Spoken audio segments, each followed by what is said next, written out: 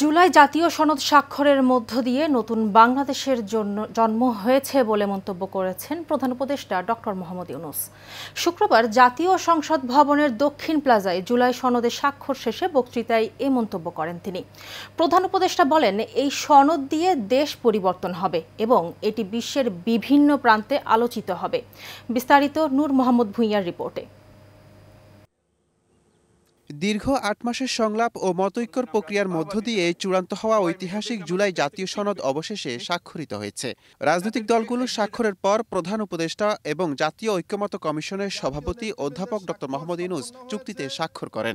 এখন জুলাই জাতীয় সনদ ২০২৫-এ স্বাক্ষর করছেন জাতীয় ঐক্যমত কমিশনের মাননীয় সভাপতি প্রফেসর ডক্টর মোহাম্মদ ইউনূস। এ সময় বক্তব্যে প্রধান উপদেষ্টা বলেন, জুলাই জাতীয় সনদ স্বাক্ষরের মধ্য দিয়ে নতুন বাংলাদেশের জন্ম হয়েছে। এই পরিবর্তন এখন আমাদের সামনের দিকে এগিয়ে নিয়ে যাবে। আমরা সেই পথে অগ্রসর হব।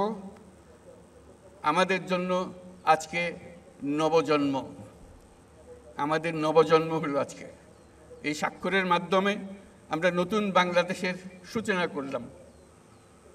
সেটা যেন সঠিকভাবে আমরা যেতে পারি, এটার জন্য আমরা আল্লাহর মেহেরবানি চাই। দেশ গঠন করার দায়িত্ব আগামী সরকার নেবে জানিয়ে সরকার প্রধান বলেন, এই সনদ দিয়ে দেশ পরিবর্তন হবে। দেশকে গঠন করার দায়িত্ব আগামী সরকারকে নিতে হবে, পরবর্তী সরকারগুলোকে নিতে হবে। সেটার জন্যই প্রস্তুতি হচ্ছে এই আমাদের সনদ। এই সনদের মাধ্যমে আমরা আরেকটা বড় কাজ করলাম।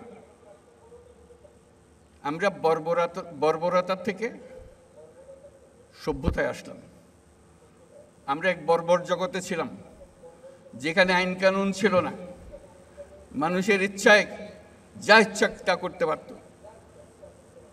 এখন আমরা সভ্যতায় আসলাম এবং এমন সভ্যতা আমরা গড়ে তুলব, মানুষ ঈর্ষার চোখে আমাদেরকে দেখবে। বিশেষভাবে তরুণ প্রজন্মের ভূমিকার প্রশংসা করেন ডক্টর ইউনূস। এই পরিবর্তনের জন্য যারা জীবন দিয়েছে, তারা এই তরুণরাই আবার বাংলাদেশকে নতুন করে গড়বে। এই আলোকে, এই চিন্তাধারার আলোকে তারাই দেশকে গড়বে, তারাই দেশের নেতৃত্ব দেবে, তারা আমাদেরকে পথ দেখাবে। এই দেশ তরুণদের দেশ।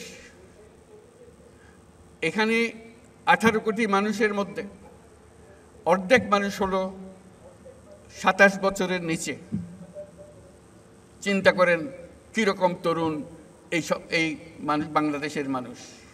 এই ঐক্য সুন্দরভাবে পরিচালিত হবে এবং সামনের দিকে এগিয়ে যাবে দেশ বলেও আশা প্রকাশ করেন প্রধান উপদেষ্টা।